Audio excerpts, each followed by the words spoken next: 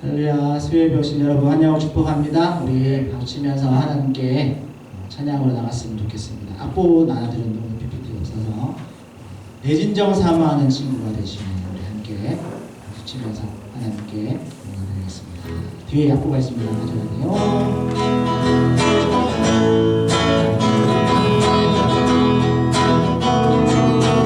내 진정 사모하는 내 진정 사모하는 친구가 되시는 그 주 예수님을 하늘 따워라. 산 밑에 백합하여 긴 날을 새는 주의 영원할 길한 주 없도다. 내 맘이 아플 적에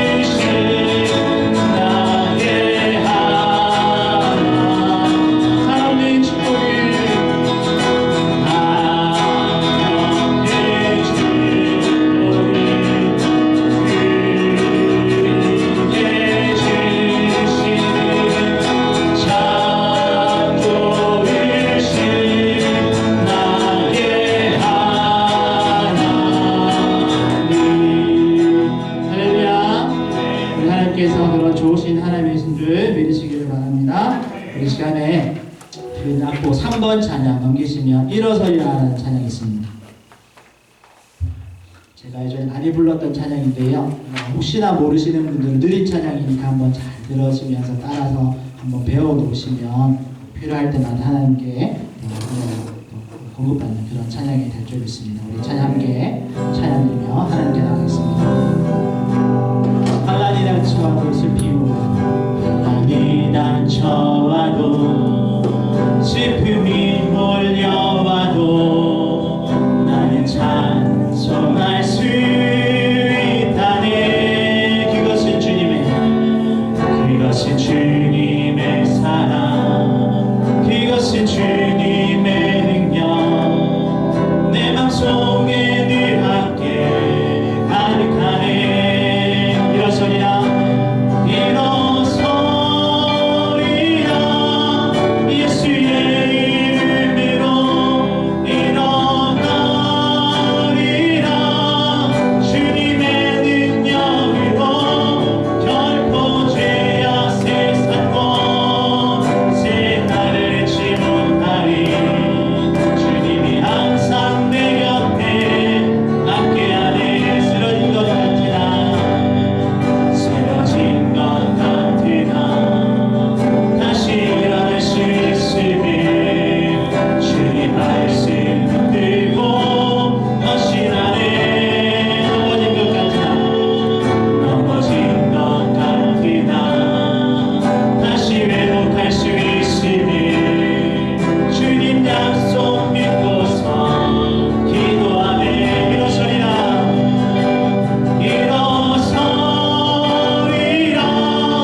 예수의 이름으로 일어나리라.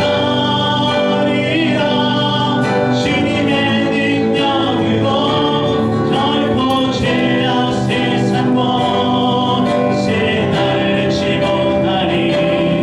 주님이 항상 내 곁에 함께하네. 일어서리라 예수 이름으로 일어서리라. 예수의 이름으로 일어나리라. 주님의 능력으로 결코 죄악 세상권 새 나를 잊지 못하리. 주님이 항상 내 곁에 함께하네. 주님이 항상 내 곁에, 주님이 항상 내 곁에 함께하네. 우리 마지막으로 주님이 항상 내 곁에, 주님이 항상 내 곁에 함께하네. 할렐루야. 우리 그런 믿음으로 우리 한번 합심해서 기도했으면 좋겠습니다. 정말 환난이 닥쳐와도 슬픔이 몰려와도 나는 찬송할 수 있습니다. 그것은 주님의 사랑, 그것은 주님의 능력입니다. 그렇게 주님이 함께함을 믿으면서 이 찬양의 가사를 기억하면서 우리 한번 주님 한번 잡고 예배를 위해서 우리의 마음의 무거운 짐들을 주님께 맡겨드리며 한번 기도했으면 좋겠습니다. 주님 한번 잡고 동성으로 기도해 나가겠습니다. 주여 아버지 하나님, 우리 모든 심령들을 주님 돌아봐 주심을 감사를 드립니다. 하나님 환난이 닥쳐와도 슬픔이 몰려와도 주님 우리가 주님 앞에 찬양할 수 있음을 주님이 우리와 함께 하심을 믿는 믿음으로 말미암아 되는 줄 믿습니다. 하나님의 그 믿음 더하여 주시고 또 우리가 여러 가지 어려운 문제 앞에서도 하나님이 함께 하심으로 두려워하지 아니하고 넘어지지 아니하고 난망치 아니하고 절망치 아니하고 다시 힘을 내서 하나님과 함께 걸어가는 우리 모든 채널이 되어지게 하여 주시옵소서. 오수 예배 가운데 3일 가운데 지키겠다는 이 자리에 불러주신 하나님 감사를 드립니다. 주님 우리 가운데 님을 불러주셔서 주님의 마음을 시원케 해드리는 한 사람 한 사람 다 되어지게 하시고 또 주님께서 이 자리에 불러주셨사오니 하나님 자리에서 하나님 예비하신 그 은혜를 그 아버지의 누구의 경험하는 그 응급하심과 치료심의 경험하는 그들을 나아내어주고 주님의 은혜하여 주시옵소서. 아버지가 감사함으로 나갑니다. 채워주시고 은혜로 역사하여 주시옵소서. 아버지 감사합니다. 하나님 감사합니다. 우리를 3일 가운데 지켜주셨다가 주님의 자리로 주님의 성전으로 불러주신 하나님 감사와 찬양과 영광을 올려드립니다. 하나님 모든 것이 하나님의 은혜임을 고백하며 하나님께 달려가는 우리 한 사람 한 사람 예배 가운데 성령의 충만함으로 채워주시고 하나님의 기쁨이 넘치는 귀한 예배 시간 되게 하여 주시옵소서. 주님을 위해서 헌신하고 봉사하는 모든 손길들 가운데 또 주님을 향해서 달려온 또 먼 길을 마다하지 않고 달려온 모든 발걸음 가운데 하나님께서 은혜로 기쁨으로 감사로 채워주시옵소서. 말씀드리려고 합니다. 우리의 귀한 눈과 마음을 열어주셔서 우리 믿음이 주님 말씀 앞에 바르게 잘 반응하고 하나님 말씀 묻히지 않고 말씀 앞에 순종함으로 달려가는 우리 한 사람 한 사람 다 되게 하여 주시옵소서. 감사하며 예수님의 이름으로 기도합니다. 광고 말씀은 찬송가 94장 먼저 하겠습니다. 찬송가 94장입니다.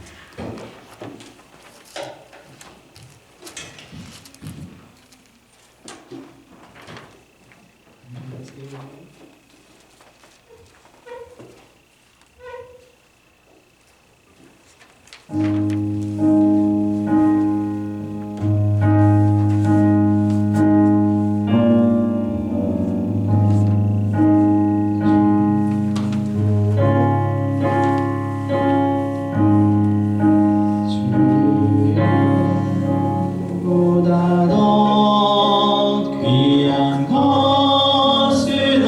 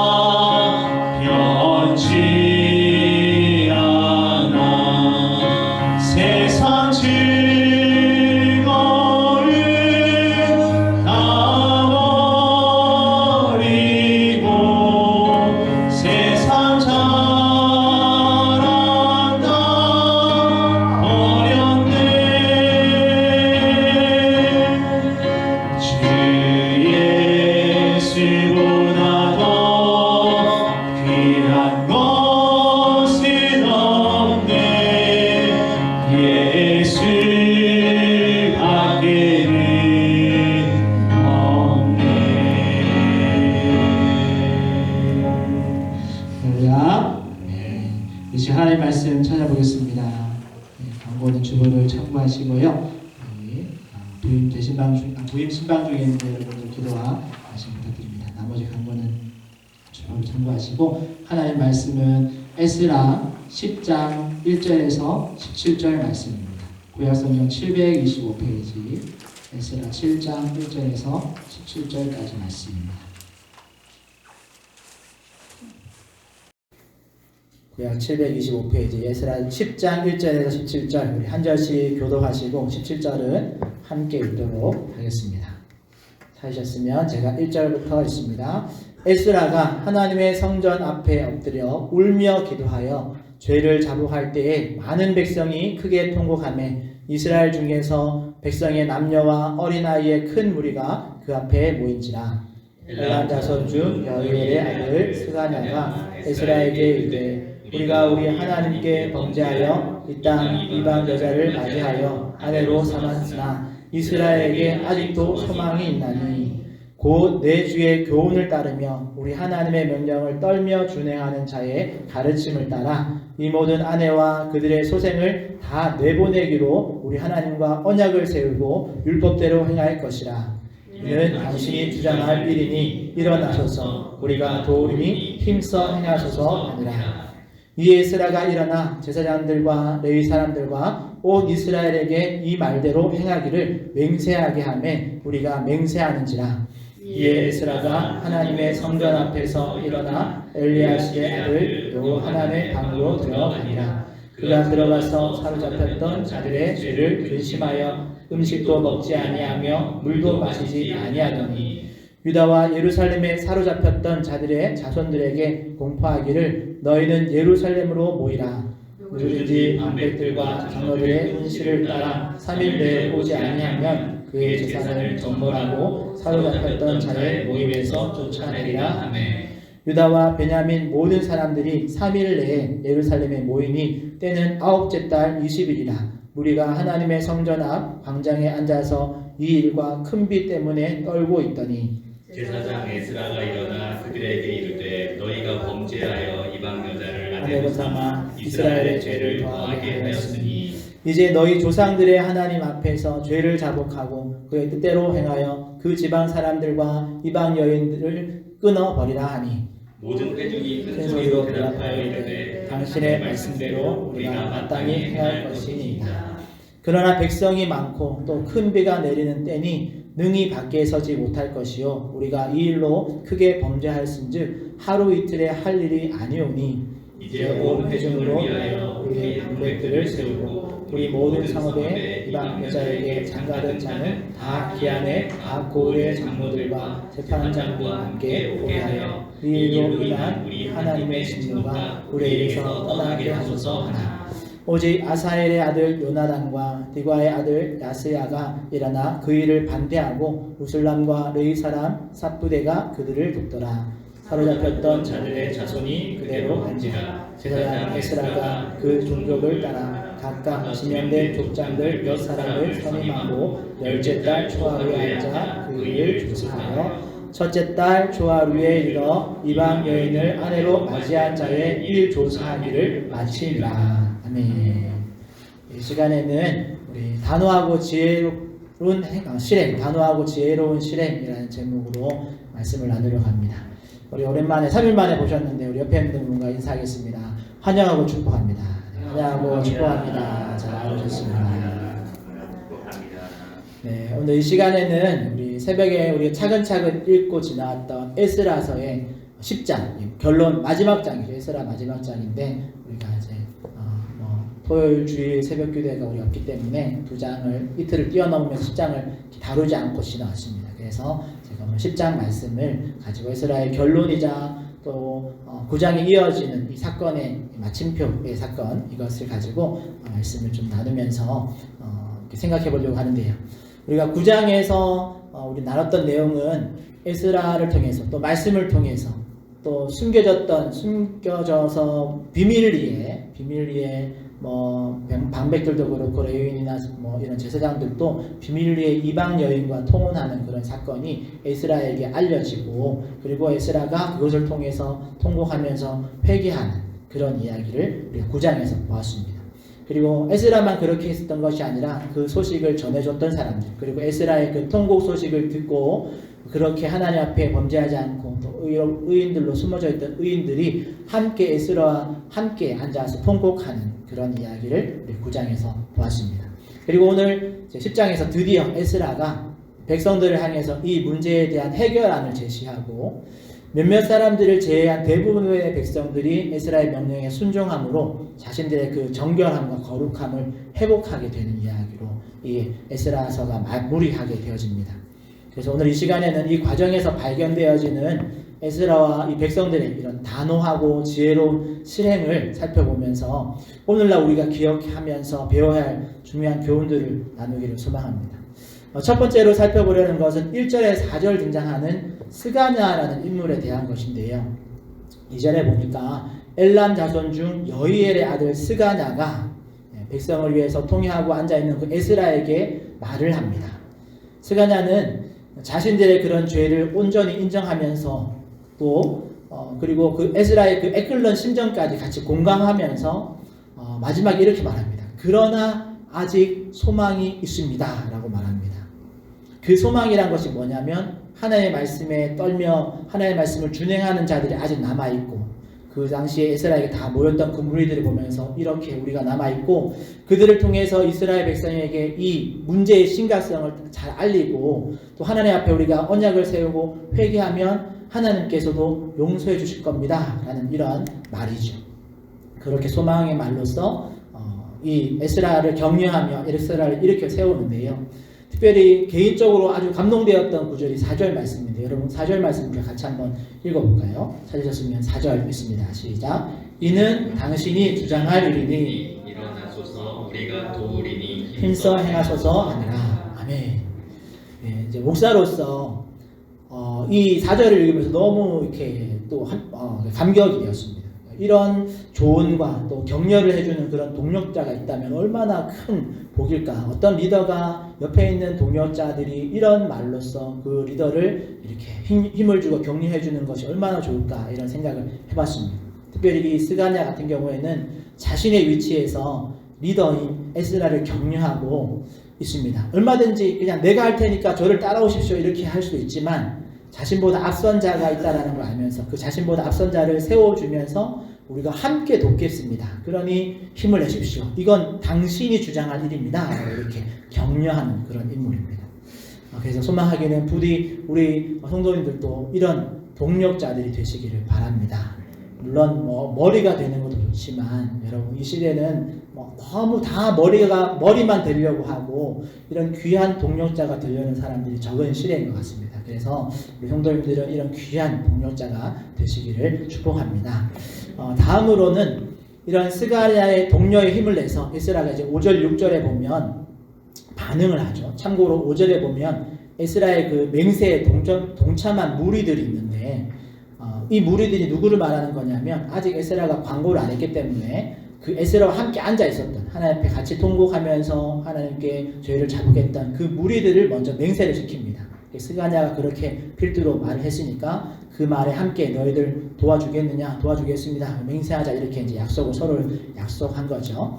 함께 통회했던 무리들이 먼저 약속을 하고 맹세를 하고 같이 움직이기로 하고, 그리고 6절에 보니까 에스라가 이제 5절에는 같이 거기 모였던 사람들이 같이 맹세를 했다면 6절에는 에스라가 혼자서 감당해야 할 일을 실행에 옮깁니다. 에스라가 어떤 일을 했냐면, 지금까지 에스라가 이미 온종일 통곡하면서 주저앉아 있었습니다. 그러다가 스가냐의 격려로 인해서 그래 그러면 어디서부터 이 일을 처리해야 할지 모르겠지만 해보자라는 그런 마음을 먹고, 그리고 그가 행한 일이 뭐냐면 그냥 당장에 나가서 다 불러 모아라 이렇게 하지 않고 오히려 성전 앞에서 일어나서 엘리야십의 아들 여호하난의 방으로 들어가서 금식하며 기도합니다. 그리고 바로 이어지는 7절 8절 말씀에 보니까 그렇게 에스라는 방 안에 들어가서 금식하기를 시작하고 방 밖에 있었던 이 무리들이 스가냐를 중심으로 해서 이스라엘 모든 백성에게 이제 광고를 하는 거죠. 어떤 광고를 하냐면 3일 내로 예루살렘 성에 모두 모일 것을 이제 공포를 합니다. 거기다가 8절에 보니까 안 오면 3일 내로 안 오면 그 재산을 다 몰수하고 그를 우리 공동체에서 쫓아내겠다라고까지 경고하는 그런 메시지를 이제 쫙 광고를 돌립니다. 당시 이렇게 포로 귀환한 이스라엘은 아주 이렇게 예전에 그 영역을 다 차지하고 있지 않았기 때문에 3일 정도의 말미를 주면 이렇게 다 모일 수 있는 그런 거리에 있었습니다. 그래서 충분히 올 수 있는 3일 안에 다 모여라 광고를 했고, 그래서 모인 3일 후가 9절에 보니까 아홉째 달 20일이었습니다. 20일, 9월 20일. 물론 이제 이스라엘의 그 달력 기준과 성경에 나오는 이스라엘의 달력과 오늘 우리의 태양력이 조금 3개월 정도 차이가 나긴 하는 성경 기준으로는 아홉째 달 20일에 다 모였습니다. 그러니까 에스라가 금식하러 들어가서 기도한 시간은 최소한 3일 이상 그렇게 금식을 했겠죠. 대략 4일에서 5일 정도 금식하면서 이 일을 해결하기 위해서 지혜를 구하고 방법을 강구했을 겁니다. 여기서 이 에스라의 리더 에스라의 그런 자질이 드러납니다. 어떤 자질이 드러나냐면 우리가 7장에서부터 에스라가 이렇게 딱 등장을 했는데, 성경에 등장했는데 우리 7장 그때 다룰 때도 말씀드렸지만 누구보다도 하나님의 말씀에 해박하고 또 이스라엘의 역사에 밝은 사람입니다. 그래서 이 죄가 얼마나 큰 죄인지도 누구보다 더 깊이 아는 사람입니다. 그러니까 그만큼 이 문제를 하나님께 어떻게 아뢰고 용서를 받을 수 있을까? 그것도 누구보다 더 깊이 고민했겠죠. 그러니 4일에서 5일이 넘도록 백성들이 다 모여서 에스라가 이제 금식하고 밖으로 나와서 우리에게 어떤 메시지를 전할까 이런 걸 기다리고 있는 그때까지 에스라는 방 안에서 그걸 이제 고민하면서 금식하면서 기도했던 거죠. 그런데 여기서 중요한 것은 그렇게 말씀에도 이스라엘의 역사에도 그리고 이걸 해결할 수 있는 방법에도 빠삭한 그렇게 잘 아는 사람이 사실 방법도 누구보다 잘 알고 있었을 겁니다. 하나님의 법으로 어떻게 처벌하고 어떻게 속죄제를 하고 등등 그런 걸 다 아는 에스라가 금식하면서 기도한 이유가 뭔가를 생각해 보는 거죠. 에스라가 방법을 몰라서 기도한 게 아닐 겁니다. 왜냐하면 방법은 다 이미 성경의 율법으로 나와 있으니까, 법으로 다 나와 있으니까. 그러니까 그냥 에스라 입장에서는 그냥 3일 그냥 잠깐 쉬었다가 일어나서 3일 다 모이면 그냥 당장에 불러 모아서 법이 이렇게 되어 있으니까 다 조사해서 죄 지은 놈들 싹 다 잡아들여 처벌해 라고 하면 끝나는 이야기입니다. 그런데 에스라가 금식하며 고민했던 이유는 그렇게 하기 싫었던 거죠. 법대로 집행하는 것을 원치 않았기 때문입니다. 왜냐하면 그렇게 법으로만 처리하면 수많은 사람들이 다치고 상처 입을 것이 분명하기 때문에 그렇습니다. 문제는 빨리 처리해서 해결할지 몰라도 그 과정에서 갑작스럽게 자기들도 모르고 있던 죄의 범죄자가 됐다라고 소식을 듣고 막 잡혀가서 가족이 생이별하고 하면 그런 백성들의 그 상처 나는 마음, 이런 마음들을 에스라가 4월 동안 금식하면서 고민하면서 기도했던 거죠. 그래서 에스라는 이스라엘의 리더로 이스라엘을 대표해서 금식하면서 이 일이 은혜 가운데 잘 해결되어지도록 기도하면서 준비했던 거죠. 이 법을 집행할 때도 백성들이 그 하나님의 마음을 좀 다르게 잘 이해하고 그래서 좀 자발적으로 이 법의 집행에 동참해서 아무도 이 일 때문에 상처받지 않도록, 물론 상처 안 받을 수는 없겠죠. 하지만 그 상처가 깊지 않도록 스스로 이 기회를 통해서 이 죄가 얼마나 심각하고 큰 죄인지를 깨닫고 최소한 다음 세대에게는 이 죄가 전수되지 않도록 그런 등등의 그런 그 주제들을 생각하면서 금식하면서 기도하면서 준비했던 겁니다. 그리고 이제 드디어 3일이 지나고 10절, 11절 말씀에 보니까 이제 드디어 에스라가 나와서 이제 백성들에게 공포를 하는 거죠. 10절, 11절도 좀 중요한 말씀을 같이 한번 읽어보겠습니다. 10절, 11절 찾으셨죠? 함께 있습니다. 시작. 제사장 에스라가 일어나 그들에게 이르되 너희가 범죄하여 이방 여자를 아내로 삼아 이스라엘의 죄를 더하게 하였으니 이제 너희 조상들의 하나님 앞에서 죄를 자복하고 그의 뜻대로 행하여 그 지방 사람들과 이방 여인을 끊어버리라 하니. 네, 4, 5일 정도 금식하면서 이 문제가 정말 하나님 상처받지 않도록, 상처가 깊지 않도록 또 스스로 깨달아서 또 자발적으로 이 죄를 끊어버릴 수 있게 해달라고 기도 열심히 하고 그렇게 순적한 해결을 위해서 기도하던 에스라가 이제 드디어 나와서 백성들에게 이제 말을 하는 거죠. 그리고 이 명령이 떨어졌을 때 10절에 보니까 이 백성들이 어떻게 반응했는지 우리 10절 같이 한번 읽어보겠습니다. 시작. 모든 회중이 큰 소리로 12절입니다. 12절 시작. 모든 회중이 큰 소리로 대답하여 이르되 당신의 말씀대로 우리가 마땅히 행할 것이니이다. 아멘. 여러분 이 말씀 에스라가 이렇게 해서 이거 끊어버려야 된다. 이 죄를 끊어버려라 라고 명령했을 때 12절에 모든 회중이 큰 소리로 대답하여 이르되 당신의 말씀대로 우리가 마땅히 행할 것이니이다 라고 대답합니다.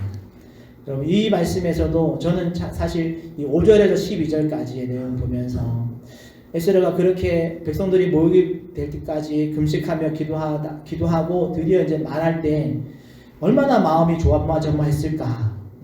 저도 말씀 읽으면서 말씀 또 준비하면서 정말 마음 조마조마하면서 백성들이 어떻게 반응할까 그런 그 염려를 가지고 이 말씀을 읽었는데 12절에 보니까 이 회중들이 그 이야기를 듣고 물론 이제 광고하는 사람들이 자초지정을 좀 설명했을 수도 있습니다. 어쨌든 백성들이 에스라 이 명령 죄를 끊어버리자 끊어버려야 된다 이렇게 명령할 때 그 말 앞에 이제 동참하겠다라 우리가 마땅히 행하겠다라고 약속하는 그 모습을 보면서 너무너무 감사한 또 에스라의 마음이 좀 이렇게 공감이 많이 되었습니다.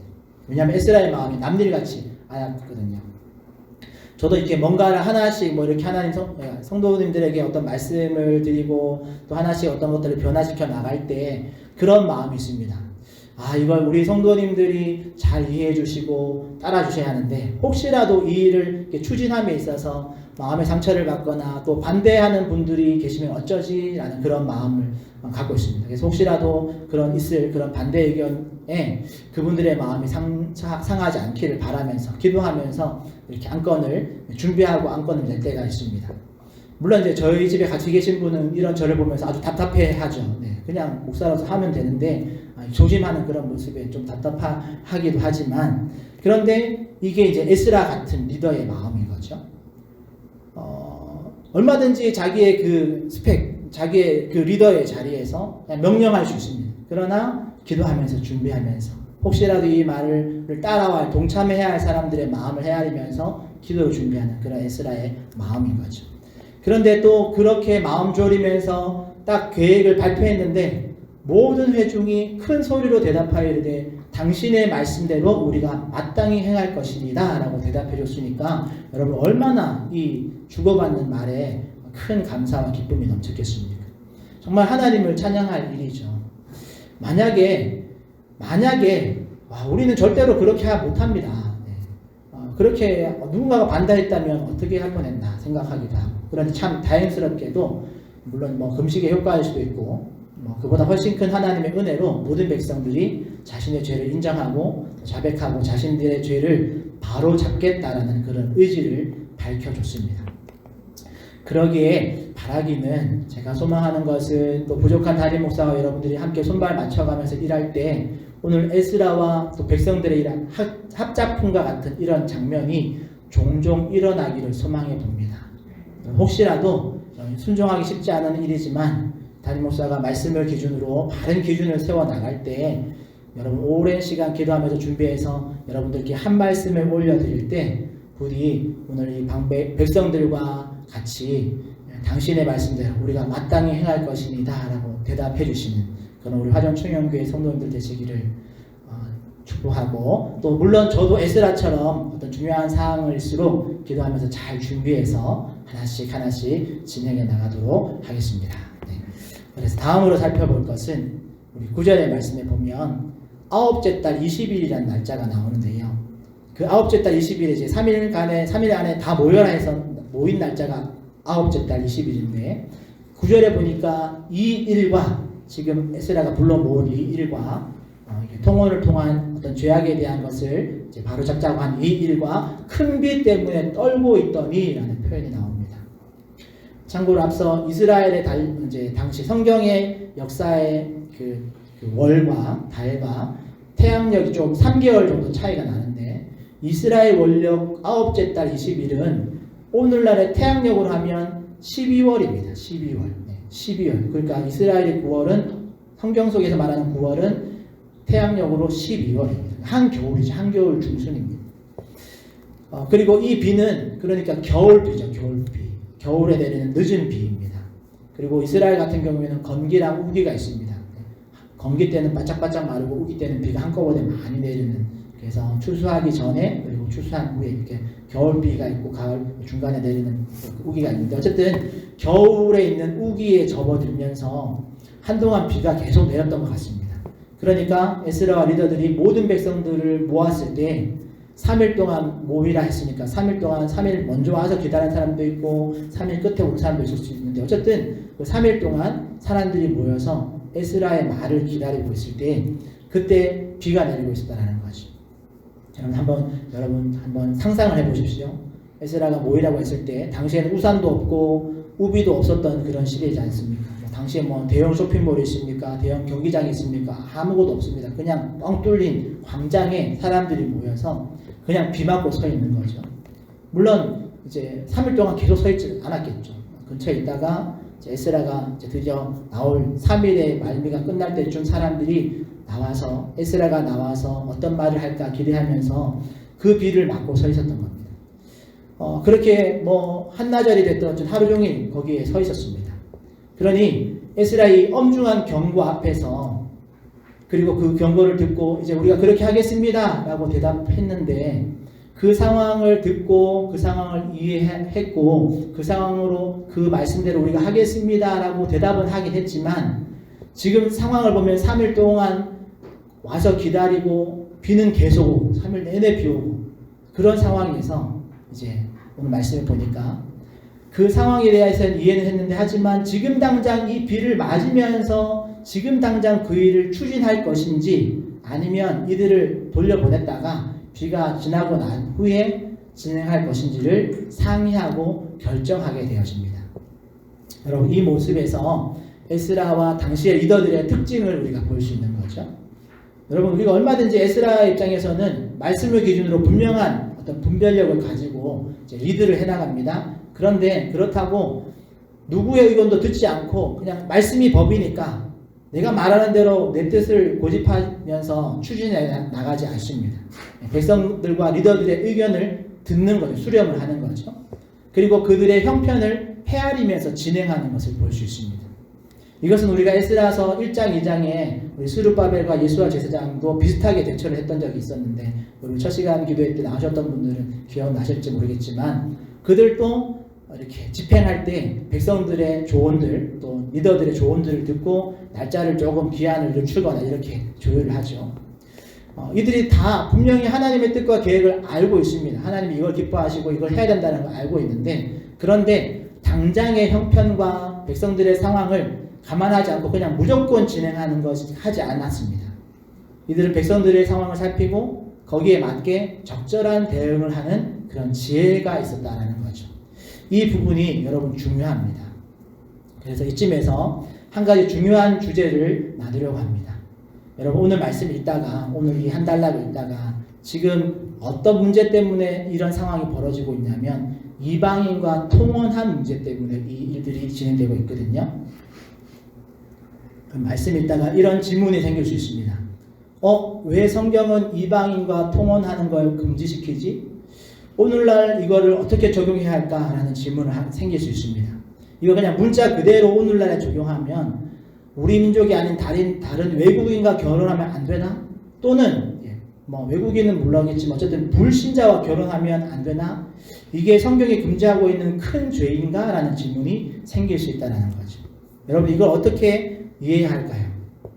그래서 이 부분을 잠깐 설명드리고 넘어가려고 합니다.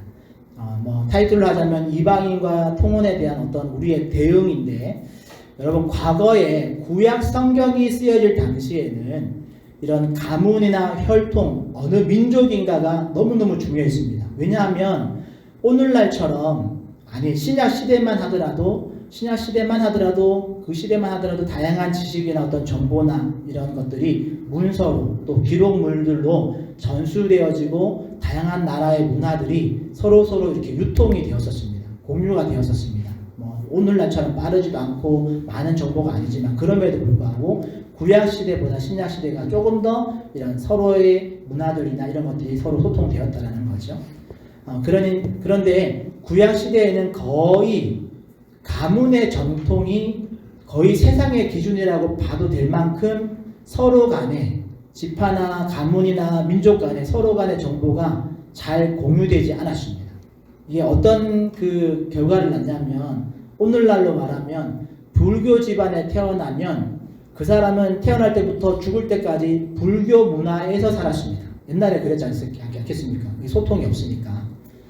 그러니까 세상에 어떤 종교가 있는지 전혀 모르고 평생 사는 거죠. 불교 집안에 태어나면 평생 불교식으로 사는 겁니다. 기독교 집안에 태어나면 평생 기독교 집안에 사는 거고 다른 문화를 접할 기회가 없기 때문에. 그러니까 그런 사람이 시집을 가고 장가를 가면 당연히 자신이 평생 몸담고 살았던 그 문화와 그 종교 생활과 방식을 가지고 그 집에 들어가는 거죠. 그리고 자녀들에게 그걸 가르치는 거죠. 여러분, 그래서 구약 시대에는 혈통과 가문이 그 사람의 사상과 문화와 어떤 삶의 패턴까지 전부 다를 결정하는 그런 시대였습니다. 그러니까 하나님께서 우상숭배로 가득한 그 가나안의 7민족을 진멸하라고 하신 겁니다. 왜냐하면 그들이 남아있으면 그들의 문화와 그들의 우상숭배가 그대로 이스라엘 백성에 영향을 미칠 것이기 때문에 그 가나안 민족과는 절대 통혼하지 말아라. 또 나중에는 이방 민족과도 결혼하지 말아라 하고 그렇게 강조하신 겁니다. 그만큼 서로의 문화가 서로 가운데 공유가 없었기 때문에 그리고 그 한 집안의 신이 그 민족의 신이 그 사람의 신입니다. 그게 그냥 자연스러운 시대였기 때문에 다른 민족과 다른 혈통과 섞이는 것을 하나님이 금지했던 겁니다. 그러나 오늘날의 상황은 다르죠. 네.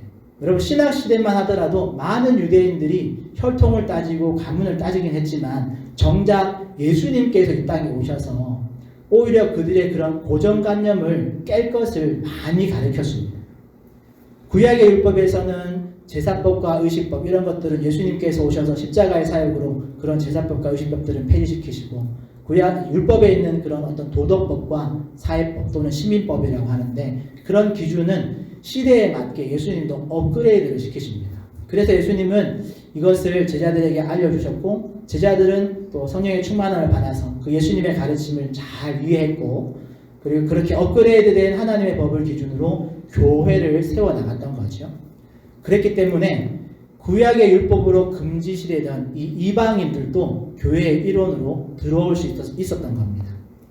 그리고 이와 함께 이방인과의 결혼에 대해서 신약에서 허락하고 있는 성경 구절이 있습니다. 정말 그런지 우리 본문을 한번 찾아보려고 하는데요. 우리 한 번만 성경을 찾아보겠습니다. 신약 270페이지에 가면 고린도전서 7장 12절에서 17절 말씀이 있습니다. 본문이 좀 길지만 중요해서 한번 같이 읽겠습니다. 신약 270페이지 고린도전서 7장 12절에서 7장 12절에서 17절 고린도전서 7장 12절에서 17절 신약 270페이지 찾았으면 조금 기니까 한 절씩 교독하겠습니다. 12절을 제가 먼저 읽겠습니다. 그 나머지 사람들에게 내가 말하노니 이는 주의 명령이 아니라 만일 어떤 형제에게 믿지 아니하는 아내가 있어 남편과 함께 살기를 좋아하거든 그를 버리지 말며 어떤 여자에게 믿지 아니하는 남편이 있어 아내와 함께 살기를 좋아하거든 그 남편을 버리지 말라. 믿지 아니하는 남편이 아내로 말미암아 거룩하게 되고 믿지 아니하는 아내가 남편으로 말미암아 거룩하게 되나니 그렇지 아니하면 너희 자녀도 깨끗하지 못하리라. 그러나 이제 거룩하리라. 혹 믿지 아니하는 자가 갈리거든 갈리게 하라. 형제나 자매나 이런 일에 구애될 것이 없느니라. 그러나 하나님은 화평 중에 너희를 부르셨느니라. 아내된 자여 내가 남편을 구원할는지 어찌 알 수 있으며 남편된 자여 내가 아내를 구원할는지 어찌 알 수 있으리요. 오직 주께서 각 사람에게 나눠주신 대로 하나님이 각 사람을 부르신 그대로 행하라. 내가 모든 교회에서 이와 같이 명하노라. 아멘. 17절 보니까 모든 교회에 이와 같이 명하노라. 바울이 자신의 그 사도권을 가지고 이렇게 이 결혼에 대한 이방인과 결혼하는 것에 대해서 이렇게 딱 바로 잡아놓은 겁니다. 물론 이제 12절의 말씀에 가로에 이는 주의 명령이 아니라라고 되어 있습니다. 참고로 여러분 성경에서 있다가 가로에 들어가 있는 내용들이 종종 나오거든요. 그건 이제 성경에 여러 사본들이 있는데 그 사본들 중에 어떤 사본에는 이 말이 있고 어떤 사본에는 이 말이 없어서 가로에 있는 건 이제 어떤 사본에는 없다라고 이해하시면 됩니다. 그런데 주된 내용은 그 가로에 있는 말을 포함시켜도 이 바울의 권면, 바울의 이 지도하는 이 내용이 틀린 것은 아닙니다. 왜냐하면 예수님께서도 이방인을 교회 하나님의 자녀로 이렇게 함께하는 것을 허락하셨기 때문에. 그런데 오늘 바울의 말씀을 우리가 오늘날로 또 우리가 지금 다루고 있는 주제로 연결시켜서 생각해 보면 이방인과의 결혼이 신약 시대에는 큰 문제가 되지 않았습니다. 특별히 믿지 않는 이방인과의 결혼이 오늘날에는 엄청난 금지 사항은 아닙니다. 물론 믿는 사람들이 만나서 믿음 안에서 믿음의 가정을 이루면 더 좋겠죠. 그렇지만 과거에 바울 같은 경우도 고린도 교회에 이방인과 결혼한 것에 대해서 크게 문제될 것이 없다. 왜냐하면 그 믿지 않는 아내가 믿는 남편을 만나서 복음을 듣고 믿을 수도 있고 또 믿지 않는 남편이 믿는 아내를 만나서 복음을 듣고 믿을 수도 있으니까 그 아내가 그 남편을 구원하는지 그 남편이 그 아내를 구원하는지 모르지 않느냐. 그러니까 믿음 안에서 그 사람들과 화평으로 그들을 품음을 통해서 그들이 교회 안으로 또 복음 안으로 들어올 수 있는 길이 그런 통로의 역할들을 너희들이 잘 감당하면 된다. 이런 말들로 이제 정리를 해놓은 거죠. 그러니까 신약 시대만 해도 이런 가문과 혈통의 영향력이 덜했습니다. 그게 크게 중요하지 않았습니다. 그리고 오늘날에도 이 말씀이 그대로 우리 삶에 적용되어집니다. 그러니까 구약시대 당시에는 가문과 혈통의 영향력이 클 때에는 이 가문과 혈통에 있는 그런 종교와 신이 영향을 미치기 때문에 그걸 금하신 거고, 신약시대 그리고 오늘날에는 얼마든지 우리가 다양한 문화 안에서 그 중에서 우리가 복음을 듣고 복음을 선택할 수 있는, 자신의 믿음으로 우리가 믿을 신을 취사 선택할 수 있는 시대에 살고 있기 때문에 그 사람이 어느 가문 출신이냐, 그 사람 부모님이 무슨 종교를 가졌느냐, 그게 중요한 게 아니라 너가, 당사자인 너가 어떤 신을 믿느냐가 중요하다는 거죠. 그래서 오늘날에는 누구든지 예수 그리스도를 자신의 구원자로 믿고 하나님의 통치 아래로, 하나님의 그 날개 아래로 피하겠다라고 하나님께로 돌이키는 자는 우리 모두가 교회 공동체의 일원으로 받아줄 수 있는 겁니다. 그러니까 오늘날에는 이방인과 결혼에 너무 비판적이지 않아도 됩니다. 고린도전서에서 바울의 권면처럼 이방인이냐 타종교인이냐가 중요하지 않고 외국인이든 타종교인이든 그들이 예수 그리스도를 믿겠다고 하느냐 그렇지 않느냐가 중요한 시대를 살고 있다는 거 여러분 잊지 마시길 바랍니다. 그리고 출신 배경이 어떠하든지 하나님 말씀의 통치를 받겠노라 하는 그런 모든 자를 하나님은 다 받아주시고 품어주신다는 것. 제가 전에도 한번 말씀드렸지만 구약에도 하나님의 품으로 돌아오는 자들, 하나님의 통치 아래로 내가 하나님의 통치 아래로 들어가겠습니다 라고 고백하는 자들은 하나님께서 그들이 이방 민족이라도 언제든지 유대인으로 이스라엘 백성으로 받아주셨습니다. 그러니까 그렇게 우리도 그들을 품어줄 수 있는 그런 지혜로운 성도가 되시기를 축복합니다. 끝으로 16절 17절을 살펴보려고 하는데요. 16절에 보니까 이제 열째 달 초하루에 이걸 시작하게 되어집니다. 아까 9월 20일 날 에스라가 공포를 하고 백성들이 우리 그렇게 하겠습니다 했죠. 그리고 열째 달 초하루니까 한 10일 정도 비가 왔던 것 같습니다. 그리고 이제 비가 그치고 이제 요즘으로 말하면 이렇게 조사단을 꾸려가지고 조사를 열째 달 초하루 10월 1일 날 시작했습니다. 그리고 17절에 보니까 첫째 달 초하루에 조사가 마쳤습니다. 그리고 18절 이후로 보면 이제 명단이 나옵니다. 이방인과 결혼한 그런 사람들의 명단이 나오는데 세어보면 110명의 이름이 기록되어 있습니다. 그러니까 이걸 이제 전체적으로 계산해보면 3개월 동안 조사를 했습니다. 누가 이방인과 결혼했느냐. 안식일을 제외하고 거의 75일 정도 시간이 걸렸던 것 같습니다. 그런데 3개월 동안 조사를 했는데 110명의 명단이 이제 정리가 돼서 딱 도착했습니다. 그렇게 따져보면 사실은 많은 시간을 투자한 것에 비해서 110명이라는 숫자는 아주 적은 숫자라고 볼 수 있습니다. 왜냐하면 이스라엘 백성들이 남자가 엄청나게 많잖아요. 그냥 몇천 명 정도가 아니라 몇만 명, 몇십만 명 이렇게 많은데 그 중에서 110명 정도가 몇십만 명까지 되지 않을 수도 있겠네요. 왜냐하면 포로기 이후니까. 어쨌든 그렇게 몇천 명, 몇만 명의 사람들 안에서 110명의 명단이 딱 추려졌습니다. 이건 이제 좀 적다라고 볼 수 있는데, 이거는 어떻게 보면 이 죄에 노출된 사람들이 우리의 예상보다 적었다라고도 볼 수 있고, 또는 조사와 어떤 형을 선고하는 것에 신중을 기해서 이 사람은 괜찮다. 이 사람은 아까 앞에 했던 얘기를 믹스시키면 이 사람은 자신의 만약에 어떤 아내를 맞이했다면 조사를 하는 거죠. 그런데 그 아내가 자신의 신을 들고 들어와서 유대인을 이렇게 다른 우상 숭배로 오염시키는 아내가 아니라 시집을 왔는데 이스라엘 백성과 함께 또 이스라엘 백성의 그 하나님을 섬기는 그런 믿음의 그런 아내로 며느리로 잘 섬기고 있다면 그 가정은 굳이 깨트리지 않아도 되는 겁니다. 그렇게 아주 신중하게 조사를 했기 때문에 이제 많은 사람이 걸리지 않고 정말 이제 이걸 끊어버려야 할 사람들을 110명으로 적은 숫자가 이제 제출되었다라고 이렇게 볼 수도 있는 거죠. 어쨌든 결과적으로는 그만큼 신중하게 이 엄중하고 큰 결정을 한 겁니다. 그리고 참고로 44절 끝절에 보면 이반 여인 중에 자녀를 낳은 여인도 있었더라라고 성경이 기록해 놨습니다. 여러분 그 말을 우리가 성경 쭉 명단 읽을 때는 사실 이 사람들 이반 결혼해가지고 이제 이 여인들 쫓아내야 되는가 이렇게 생각하고 그냥 아무 생각 없이 읽다가 저 같은 경우 44절 마지막 절을 딱 읽는데 이게 이 결정을 하는 것도 쉽지 않고 사실 이걸 지금까지 애 낳고 키우는 그 사람을 끊어버리는 과정에서 친정으로 돌려보내고 요즘으로 말하면 이혼 선고를 하는 게 쉽지 않겠다라는 생각을 했는데 어쩐데 그렇음에도 불구하고 이 이스라엘 백성들이 아주 큰 결정, 엄중한 그 죄 앞에 자신들의 그 큰 결정, 단호한 결정을 한 거죠. 그리고 아주 지혜롭게 그것을 실행에 옮겼다라는 거죠.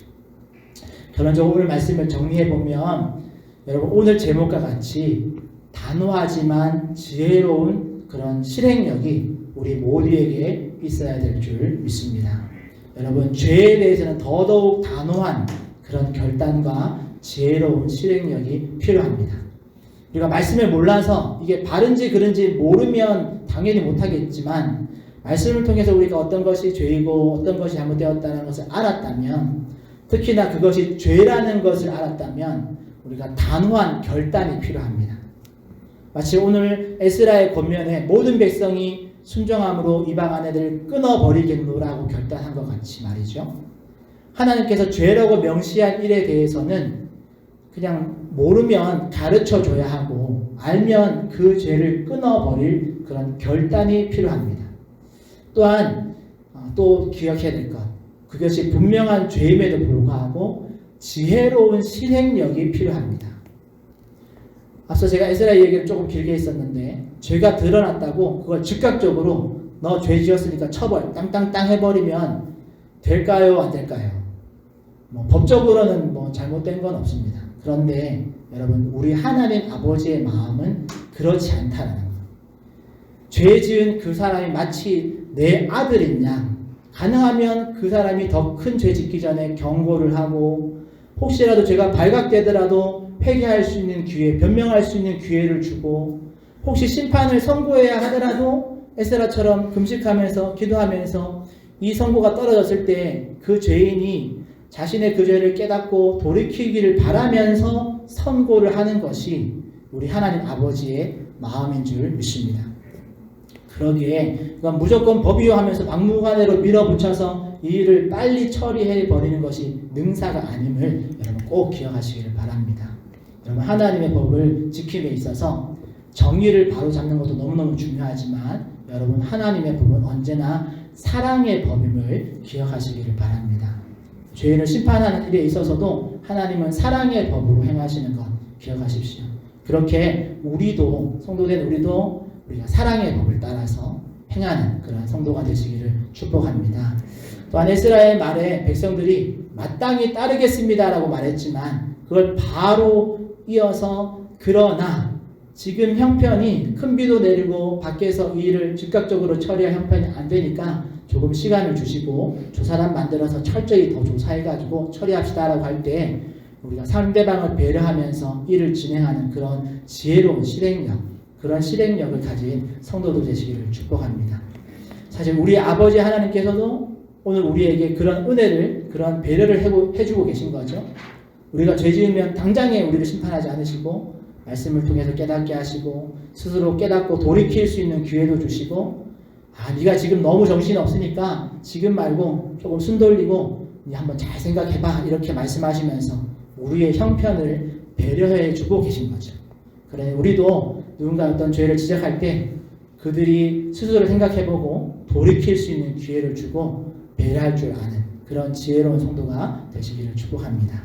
그렇게 우리 하정 충영교회 모든 성도님들이 정말 단호하고 지혜로운 그런 실행력을 갖춘 그런 성도 한 사람 한 사람 되시기를 예수님의 이름으로 축복합니다. 우리 그런 마음 가지고 찬양하면서 하나님께 나갔으면 좋겠는데요. 우리 주께 가오니라는 찬양을 하려고 합니다. 우리 주께 가오니 날 새롭게 하소서 주의 은혜를 부어주소 찬양할 텐데요. 말씀 생각하시면서 또 가사 생각하시면서 함께 찬양하고 기도하며 나갔으면 좋겠습니다.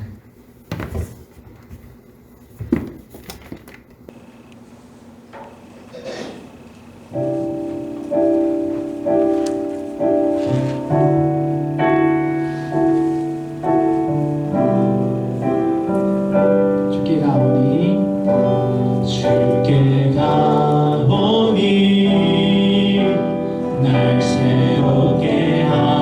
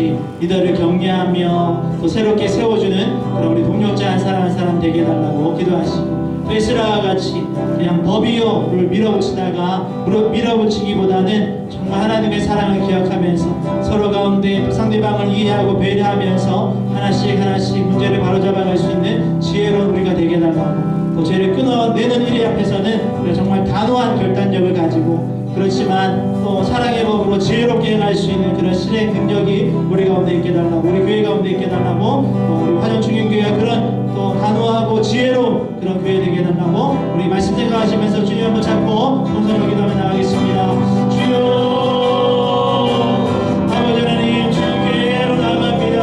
하나님, 가자와 같이 아버지 하나님, 우리 가운데 앞서 기도들을 또 하나님의 말씀으로 격려하고 위로하고 소망의 말로써 그들을 세워줄 수 있는 모든 동력자들을 위하여 주시옵소서.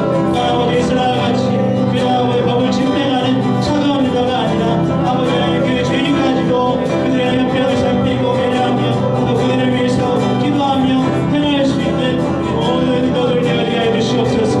아버지 하나님, 주님 앞에 죄를 끊어버릴 수 있는 강한 결단력을 우리 가운데 허락하여 주시옵소서. 아버지, 그 결단력과 함께 그것을 지혜롭게 행할 수 있는 지혜로운 시대를 또 우리 가운데 허락하여 주시옵소서. 그로 인해서 아버지, 우리가 공동체가 주님 앞에 말씀을 행해 나갈 때 하나님, 우리 안에 있는 여러 가지 연약한 부분, 때로 죄악된 부분들을 끊어내는 일 앞에서도 우리가 지혜롭게 행할 수 있게 하시고, 또 결단하며 그것을 온전하게 바르게 잘 세워갈 수 있는 은혜와 능력을 우리 가운데 부어주시옵소서. 그로 인해서 하나님께 영광 돌리며 우리 공동체 안에서도 아버지 하나님, 여러 가지 많은 문제 앞에서도 아버지가 서로에게 상처를 주는 것보다 최소한의 상처로 우리 상처가 잘 볼 수 있도록 우리가 지혜롭게 행할 수 있는, 정말 사랑의 법을 잘 지혜롭게 행할 수 있는 은혜와 능력이 우리 가운데 있게 해주시고, 우리가 가정 가운데 우리가 속한 공동체에 우리가 그리스도의 세상의 빛과 소금의 역할들을 나에게 잘 감당함을 통해서 아버지, 우리가 그 일들을 감당해낼 수 있는 우리를 나아되어지도록 주님의 불러주시옵소서. 주님 감사합니다. 한 번 더 기도하실 때 우리 교회 안에 있는 환우들을 위해서 기도했으면 좋겠습니다. 항암 치료 중에 있으신 우리 김홍현 장로님을 위해서 기도해 주십시오. 그 육체가 잘 회복되어지게 해달라고, 또 드시는 것, 또 주무시는 것, 또 삶 속에 마음의 평안함으로 하나님께서 은혜 베풀어 주셔서 하나님, 그 체력이 잘 회복되어져서 항암 치료하는 모든 가정 속에 회복이 매일매일 새롭게 또 체력이 회복되어진 놀라운 은혜를 되달라고 기도하시고, 또 우리 연로하신 우리 성도님들 계십니다. 주님께서 건강함으로 채워주시고, 날씨가 추워지고 있는데 하나님께서 또 감기 걸리지 않도록, 또 모든 출입에 불편함이 없도록 하나님께서 보호해달라고 기도해 주시고, 또 우리 주변에 있는 영적으로나 육적으로나 약해진 성도들 있다면 기억나시는 대로 여러분 이를 불러가며 우리 서로를 위해서 격려하며 또 하나님께 서로를 맡겨 올려드리며 우리 한번 기도했으면 좋겠습니다. 우리 주님 한번 잡고 홍성으로 기도해 나갑니다. 주여, 아버지 감사합니다. 우리 삶 속에 우리가 서로를 위해서 기도할 수 있는 믿음의 공동체 허락하신 주님 감사를 드립니다. 하나님, 우리 김원훈 장로님 다음 치료 중에 있습니다. 하나님, 자 지어지는 일들 모든 마음 속에 하나님 체력을 회복하는 쉼의 시간에 하나님 잘 주시게 하시고, 잘 소화시킬 수 있게 해주시고, 모든 영양소나 또 건강으로 체력으로 또 아버지의 몸 가운데 잘 비축되어지게 해주시고, 아버지가 살 빠지지 않도록 아버지께서 건강으로 채워주셔서 아버지의 부위도 늘어나게 해주시고 체력도 늘어나게 해주시고, 그래서 끝까지 아버지의 치료를 받을 수 있는 은혜를 허락하여 주시옵소서. 날마다 그 마음 가운데 평안함을 허락하여 주시고, 그 아버지 쉼을 허락하여 주시고, 또 매일매일 새로워지는 놀라운 은혜를 주셔서 주님 앞에서 더 힘을 내어서 아버지의 끝까지 치료를 밟았고 주님의 사명의 자리로 돌아오는 놀라운 역사가 있게 해주시옵소서. 또 우리 연락하신 주십니다. 하나님, 모든 출입 가운데 안전하게 모아주시고 아버지 평안함으로 모아주시고, 또 차가워진 날씨 가운데 감기 걸리지 않도록 하나님 세밀하게 아버지를 돌아가주시고, 아버지 그들의 마음 가운데도 하나님께서 내버려주셔서 더 담대한 믿음으로, 더 총명한 믿음으로 주님 앞에 설 수 있게 해주시옵소서. 아버지 영적으로 육체적으로 약해진 지들 아버지 하나님께 돌아봐 주시고, 그들이 하나님 앞에 은혜 있는 아버지 믿음의 귀한 아버지의 흔적들이 우리 삶 속에 넘치게 하여 주시옵소서. 하나님 앉아주시옵소서. 새롭게 해주시옵소서. 위로하시는 하나님께 아버지 온전하게 영광 돌리는 우리를 나아가서 주님 은혜 도하여 주시옵소서. 아버지 감사합니다.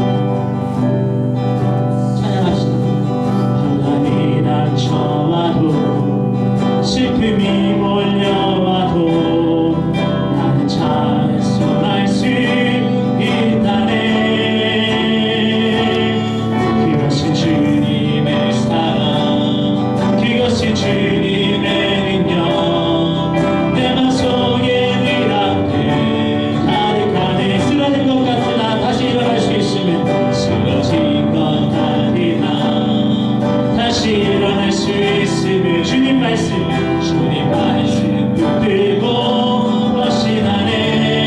넘어진 것 같으나 다시 회복할 수 있으니 주님 약속 믿고서 기도하네. 일어서리라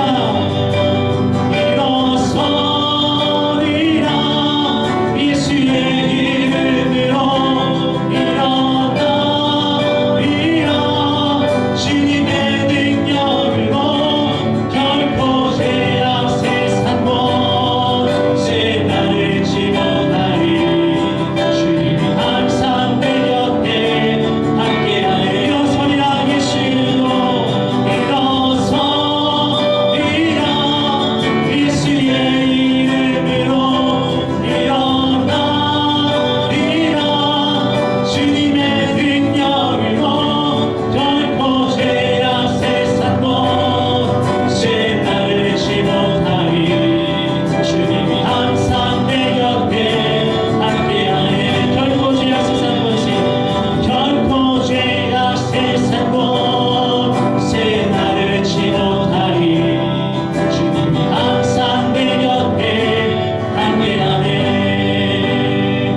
우리 시간 기도하실 때, 마지막으로 기도하실 때 우리 다음 세대를 위해서 한번 기도했으면 좋겠습니다. 우리 자녀들이 정말 예수 그리스도의 이름으로 다시 세워지는 놀라운 내 부어달라고 우리 교회 부흥을 위해서 기도하실 때 하나님 정말 우리 화정초림교회가 예수 그리스도의 이름의 능력으로 세상 가운데서 빛을 발하고 소금의 역할을 감당하는 귀한 교회로 부흥 성장하는 놀라운 복도 해달라고 우리 다음 세대와 교회를 위해서 교회 부흥 성장을 위해서 우리 주님 찾고 한번 마지막으로 기도하며 나가겠습니다. 주여 하나님 감사합니다. 하나님 정말 예수의 이름으로 주님 앞에 온전하게 세워지기를 원합니다. 일어나게 하여 주시옵소서. 다시 새로워지는 놀라운 역사가 있게 하여 주시옵소서. 그저 과거의 부흥을 아버지는 그리워하는 것이 아니라 우리의 시대에 우리의 삶 속에 하나의 영적으로 일적으로 아버지는 우리의 삶이 변화되어지는 놀라운 부흥의 역사가 있게 하여 주시옵소서. 과거의 모습에 안주하지 않게 하여 주시고 하나님 새로운 영의 목표를 향해서 우리의 발걸음을 한 발짝은 먼저 세우고 나갈 때에 예수의 이름의 능력을 입어서 우리 안에 놀라운 부흥의 역사, 변화의 역사, 사람의 역사, 성장의 역사가 있게 하여 주시고 더 성숙해지며 더 담대해지며 더 믿음을 하나 되어지는 귀한 그런 주님께 되어주도록 은혜 베풀어 주시옵소서. 우리 다음 세대 우리 아이들 아버지의 그들의 삶 속에 하나님의 동행하심의 역사가 아버지 경험되어지는 흔적들이 있게 하여 주시옵소서. 하나님 우리 삶 속에서 우리를 지키시고 우리 가운데 은혜를 베풀어 주셔서 우리의 수고한 모든 삶으로 하나님이 복으로 채우시는 것들을 경험할 수 있게 하여 주시고 특별히 아버지 우리가 우리 다음 세대 어렸을 때 하나님을 정말 긍정적으로 만나며 그들 가운데 더 단단한 믿음, 더 확실한 믿음, 예수 그리스도의 아버지는 진노되어심의 역사를 경험하는 놀라운 믿음이 우리의 다음 세대의 삶 속에 아버지는 경험되어지게 하여 주시옵소서. 그렇게 하나님 우리의 사랑하는 사람 우리 다음 세대 우리 자녀들 아버지의 아주 중요한 교회 가운데 놀라운 영적인 영적인 수적인 나의 모든 부흥을 부어주시고 그렇게 하나님 앞에 쓰임받는 그렇게 하나님의 은혜로 하나님이 채우시는 경험하는 우리 모든 친구 되어지게 하여 주시옵소서. 그렇게 하나님께서 우리를 위로하여 주시고 그렇게 하나님 우리를 사용하여 주시고 주님의 놀라운 부흥의 통로로 보기 통로로 사용하여 주시옵소서. 하나님 감사합니다. 주님 우리를 사용하여 주심을 감사를 드립니다. 믿음으로 받고 주님 앞에 믿음의 글 크게 엽니다. 하나님 주님께서 부어주셔서 아버지는 우리의 믿음의 그릇대로 차고 넘치는 놀라운 은혜 더하여 주시옵소서.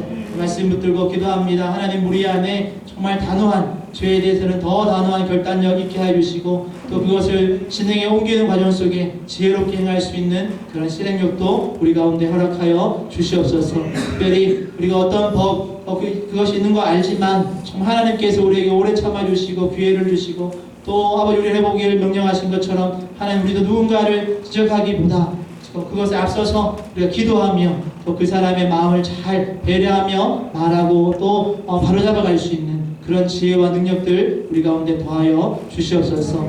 기도한 것처럼 환우드렸습니다. 우리 김원영 장로님 암 치료 중에 있는데 하나님 체력을 회복시켜 주셔서 그 약을 잘 받아들이고 또 그 약에 통해서 몸에 필요 없는 것들은 잘 제어해 주시고 필요한 것들을 하나님께서 온전하게 회복시켜 주셔서 건강을 회복할 수 있는 은혜를 더하여 주시옵소서. 영적으로 육적으로나 지치고 또 하고 힘든 지체들이 있다면 하나님께서 힘 주시고 그들 가운데도 평안함으로 채워주셔서 그들의 삶에 하나님의 함께하심과 하나님의 공급하심이 경험되어지는 은혜를 더하여 주시옵소서. 다음 세대를 위해서 기도하였습니다. 정말 예수의 이름을 경험하는 우리 다음 세대들, 우리 아이들 다 되게 해주시고 주님을 인격적으로 만나고 하나님의 살아계심을 경험하는, 확인하는, 확신하는 우리 자녀들 다 되게 하여 주시옵소서.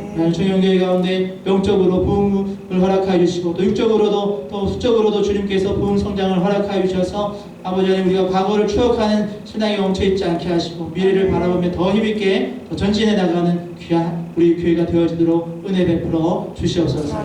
이렇게 우리를 이끌어 가시고 또 채워 가시고 우리 가운데 선한 것으로 또 은혜 베풀어 주시는 하나님을 믿고 감사하며 예수님의 이름으로 기도합니다. 아멘. 하늘에 계신 우리 아버지여, 이름이 거룩히 여김을 받으시오며 나라의 임하옵시며 뜻이 하늘에서 이루어진 것 같이 땅에서도 이루어지이다. 오늘날 우리에게 일용할 양식을 주옵시고 우리가 우리에게 죄 지은 자를 사하여 준 것 같이 우리 죄를 사하여 주옵시고 우리를 시험에 들게 하지 마옵시고 다만 악에서 구하옵소서. 되게 나라와 권세와 영광이 아버지께 영원히 있사옵나이다. 아멘. 이 시간 여러분 개인 기도 제목 가지고 조금 더 기도하고 돌아가시면 좋겠습니다. 주님 한번 잡고 기도하러 나가겠습니다. 주여 하나님 감사합니다. 우리 영혼들 사랑해 주심을 감사를 드립니다. 주님 앞에 달려갑니다. 위로하시는